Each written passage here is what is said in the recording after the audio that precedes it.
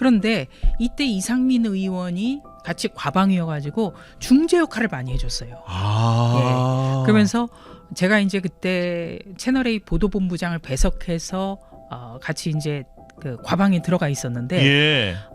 휴게실로 최민희 의원을 불러서 음흠. 뭐 그 인사를 하라고 하든가.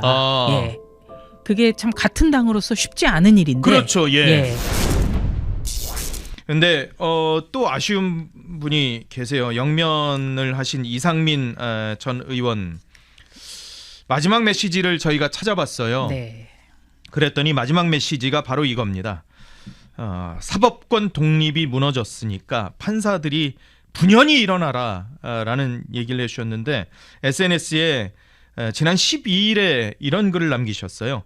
판사들은 어째 끽소리라도 못하고 가만히 있나? 여러분의 수장이 능멸당하고 있고 사법권의 독립과 권위가 무너지고 있는데 남일 보듯 있느냐? 정치 패거리들이 겁나는가? 그들은 한 줌도 안 되는 권력 쫓는 불나비에 불과하다. 판사들이여 분연히 일어나 우뚝 서라. 여러분의 공의에 찬 행동 하나하나가 대한민국의 법치주의와 민주주의를 지켜낼 것이다. 성큼 나서달라. 근데 이게 고인의 마지막 글이 됐습니다. 참 안타까워요. 이상민 의원이 이 열린우리당에서부터 정치를 시작해서 맞아요. 5선을 했는데요. 네. 여와 야를 가리지 않고 정말 쓴소리를 참 많이 했습니다. 예. 저도 굉장히 가깝고 좋아했어요. 그러셨어요? 네, 굉장히 가깝게 지냈습니다. 굉장히 유쾌하시잖아요. 네. 그리고 직설적이시고. 예. 그리고 많이 도와주셨어요. 그래요? 여러 가지로. 어떤 그러니까 거를 이제 제가 그때 동아일보에서 민주당 반장을 하고 있었는데 예. 그때 갑자기 채널A 보도본부장을 최민희 의원을 주축으로 해서 과방위에서 증인으로 채택을 한 거예요. 아이고야. 예. 그때 TV조선 민영방송에서 네. 저희도 그렇죠. 그랬어요. TV조선 보도국장, 채널A 보도국장을 증인으로 채택했어요. 예. 그건 있을 수가 없는 일이죠. 아니, 황당한 일이었었죠. 예. 그런데 이때 이상민 의원이 같이 과방이어가지고 중재 역할을 많이 해줬어요. 예. 그러면서 제가 이제 그때 채널A 보도본부장을 배석해서 같이 이제 그 과방에 들어가 있었는데 예. 휴게실로 최민희 의원을 불러서 뭐 그 인사를 하라고 하든가. 예.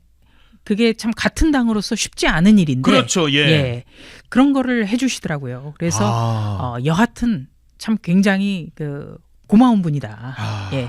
왜냐하면은 어떤 특정 정당이나 특정 세력의 위협을 받는다고 해서 우리가 보도를 못하는 게 아니잖아요. 그럼요. 그런데 그 보도를 책임지고 있는 보도국장, 보도본부장을 국회에 불러서 추궁하겠다는 것 자체가 굉장히 큰 압박이거든요. 그럼요. 네. 예. 그래서 이상민 의원이 또 그 지금 대전의 국민의힘 대전 시당위원장을 맡고 있었는데 예.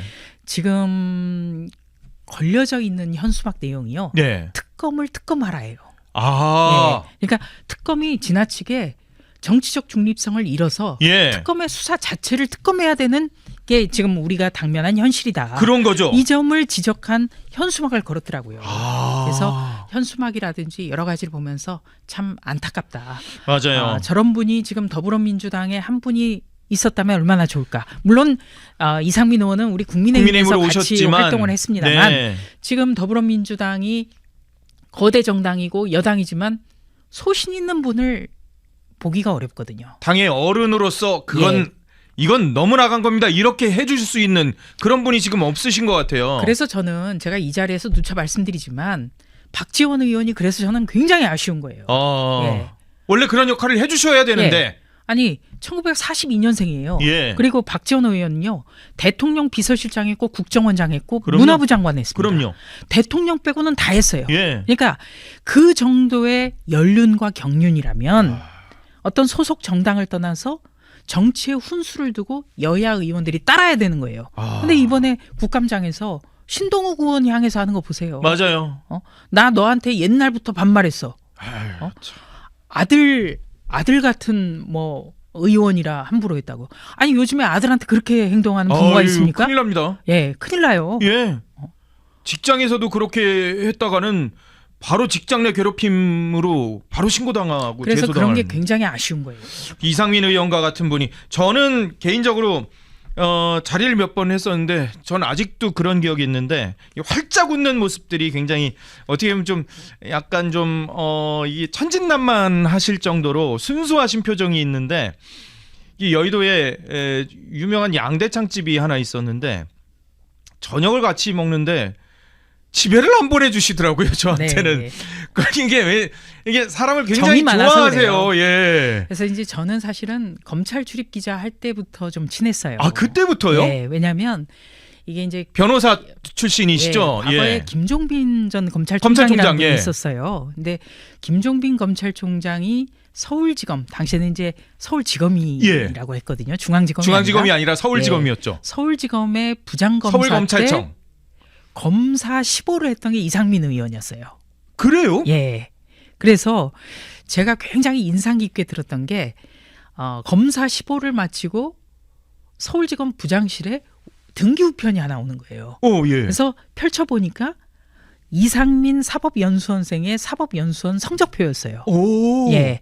그러니까 어떤 성적이 뭐 그다지 막 뛰어난 어떤 그런 건 아니었지만 예. 제가 부장님에게 검사 15로서 참 많은 것을 배웠고 오. 그 지금 결과가 이렇게 성적표에 담겨 있습니다. 잊지 않겠습니다. 야. 예. 그러니까 참 이분이 원래부터 굉장히 그 정이 있고 예. 또 의리가 있고 굉장히 그리고 또 예. 섬세하시네요. 예. 그래서 그 사건으로 굉장히 좀 가까워졌어요. 저 같은 경우에는. 제가 너무 반했죠. 그러네요. 그 이야기를 들었을 예. 때. 엄청난 예. 매력이 있으시네요. 예. 참 안타깝습니다. 삼각고인의 명복을 빌겠습니다. 네. 참 더 활동을 해주셨으면 하는 바람이 컸었는데